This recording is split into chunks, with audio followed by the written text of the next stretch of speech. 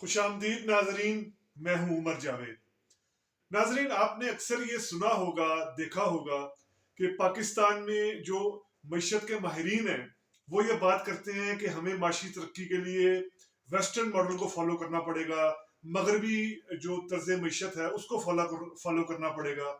ख़ास तौर पर जो ऐसे मईशत के माहिरीन हैं जिनको मौका भी मिला यहाँ पर, या वो वजीर ख़जाना रहे हैं माजी में, या वो वजारत ख़जाना में अहम किरदार अदा करते रहे हैं, वो ऐसे मज़ामीन लिखते हैं। जिस तरह आजकल अगर हम देखें तो मिफ्ता इस्माइल साहब पाकिस्तान के कई बड़े अंग्रेजी अखबारात में ऐसे मज़ामीन लिख रहे हैं कि अलीट कैप्चर है, अलीट कैप्चर को पाकिस्तान से तोड़ना पड़ेगा, और इसके लिए पाकिस्तान को जो वो एडम स्मिथ मॉडल है या वेस्टर्न मॉडल है उसको फॉलो करना पड़ेगा। तो यहाँ बुनियादी सवाल ये कि जो वेस्ट के ममालिक आज अमीर हैं, आज जो वेस्टर्न कंट्रीज तरक्की याफ्ता कहलाते हैं, सुपर पावर्स कहलाते हैं, क्या वो किसी अपने खास मॉडल को फॉलो करके अमीर बने हैं? वो किस तरह अमीर बने हैं? क्या ये बात दुरुस्त है कि अगर हम भी, यानी पाकिस्तान या जो एशिया के बाकी तरक्की पजीर ममालिक हैं, अगर वो मॉडल फॉलो करें तो वो भी अमीर हो जाएंगे?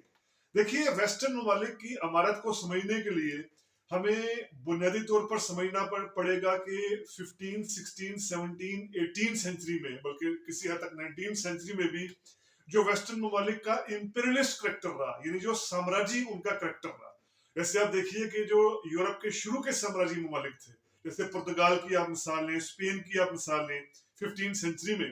अब 15 सेंचुरी का यूरोप बहुत गरीब था, यानी वो बिल्कुल ना वहाँ इंफ्रास्ट्रक्चर था, ना साइंस की तरक्की थी, ना अमारत थी, वो बिल्कुल गरीब था। ये पुर्तगाल के लोगों को पता चला कि एक बेंसी मूसी नाम का अफ्रीकन किंग है, और वो जहां भी सफर पे जाता है रास्ते में वो गोल्ड के कॉइन्स जो है वो गरीब आम लोगों में बांटना शुरू कर देता है। तो पुर्तगाल के लोगों ने फिर इसके बाद अफ्रीका पर एक बहुत बड़ा हमला किया, अफ्रीका के मुल्कों को कंट्रोल में करना शुरू कर दिया। फिर इसी तरह 15 सेंचुरी में जो स्पेन के लोग थे, वो जो आज का नॉर्थ अमेरिका है, आज का साउथ अमेरिका है, इन कॉन्टिनेंट्स में उनका जाना हुआ, और जाकर उन्होंने वहां पर जो है वो ये कहा जाता है ये कि जब कोलंबस उतरा था बहामस में, जो आज का अमेरिका है, तो उस वक्त वहां पर जो रेड इंडियंस थे, यानी वहां के मुकामी इंडिजिनस लोग थे, उनकी तादाद 120 मिलियन थी। 120 मिलियन अफराद थे, जो कम होकर इससे 10 गुना से भी ज्यादा कम हो गए। यानी इन सब लोगों को खत्म कर दिया, हलाक कर दिया स्पेन के लोगों ने, यूरोप के लोगों ने। उनका लैंड कैप्चर करने के लिए, उनके अग्रेरियन लैंड्स को सब लूट मार करने के लिए, और प्लस ये कि अपने साथ हमें याद, ये खुद जो वेस्टर्न सोर्सेज बताते हैं कि 12 मिलियन से 50 मिलियन अफ्रीकी स्याह फाम अफराद को गुलाम बनाकर अफ्रीका के कॉन्टिनेंट से गुलाम बनाकर लाया जाता था नॉर्थ अमेरिका में, साउथ अमेरिका में, और उनसे हर तरह का जो ये काम था, वहां के एग्रीकल्चर की डेवलपमेंट का, वहां की जंगलात की सफाई का, वहां की इंफ्रास्ट्रक्चर की डेवलपमेंट का, ये इन अफराद से कराया जाता था। इन जो 12 मिलियन से 50 मिलियन स्याह फार्म थे, इनके साथ इस हद तक अमेज सलूक होता था कि इनमें से 8 से 10 मिलियन तो बिल्कुल हेल्थ फैसिलिटीज ना मिलने के बायस, खुराक ना मिलने के बायस हलाक हो गए थे। जो बाकी बच गए थे वो मजबूर थे फिर काम करने के लिए। अच्छा, इसी तरह ये तो पुर्तगाल और स्पेन तो चूंकि इब्तदाई एक ताकतें थी, सुपर पावर्स थी, उसके बाद फिर नीदरलैंड इसमें शामिल हो गया। अब इंग्लैंड की आप मिसाल लीजिए।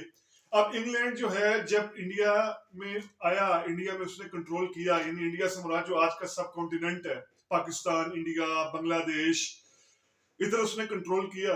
तो उस वक्त यानी 1857 से पहले जो पूरी दुनिया का जीडीपी था, इसमें जो इंडिया का शेयर था, सब कॉन्टिनेंट का हिस्सा था, वो 25% था। 25% जो दुनिया का जीडीपी था वो ये खिता देता था 100 में से। और हुआ क्या, 1947 में ये खिता सिर्फ 5 जीडीपी से भी नीचे गिर गया। इसी तरह चाइना, 19 सेंचुरी से पहले चाइना दुनिया के जीडीपी का 30% कंट्रीब्यूट करता था। लेकिन फिर वहां भी जिस तरीके से इंग्लैंड ने और यूरोपीय ताकतों ने ओपियम वार्स शुरू की, अफीम की जंगें शुरू की, वहां पर अफीम वहां पर जबरदस्ती फैलाने की कोशिश की, तो उसके बाद चाइना गरीब होता गया, और 19 सेंचुरी में बर्तानिया की जो 30% इनकम थी, 30% जो उसकी ट्रेड थी, वो ओपियम के जरिए, अफीम के जरिए हासिल होती थी, अफीम की को बेचकर हासिल होती थी। और ये अफीम वो सबसे ज्यादा बड़ी मार्केट उसकी चाइना ही था। इसी तरह अगर हम देखें तो सब कॉन्टिनेंट के अंदर ये अंग्रेजी दौर की जो बात की जाती है, इसमें ये कहा जाता है कि जो खुद कोलंबिया यूनिवर्सिटी है, कोलंबिया यूनिवर्सिटी की तहकीक के मुताबिक इंडिया से बर्तानिया ने 45 ट्रिलियन डॉलर यहां से लूट मार की है। यानी 45 खरब डॉलर यहां से जो है वो वसाइल यहां से लूटे गए हैं। और इस सना में होता क्या था, इस सना में यहाँ कहत पड़ते थे इलाकों में, यहाँ खुराक नहीं होती थी। यानी 35 मिलियन अफराद सिर्फ 3 से 4 सूबों में कहत में हलाक हुए अंग्रेजी दौर में, जिनमें बड़े सूबों में बंगाल है, उड़ीसा है, बिहार है। 35 मिलियन लोग जो है वो हलाक हुए।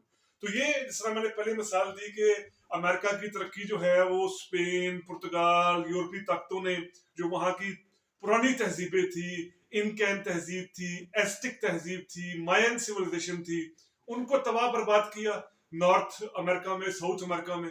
और यहाँ पर जो है वो फिर इंडिया और चाइना को जिस तरीके से लूट खसूट की गई।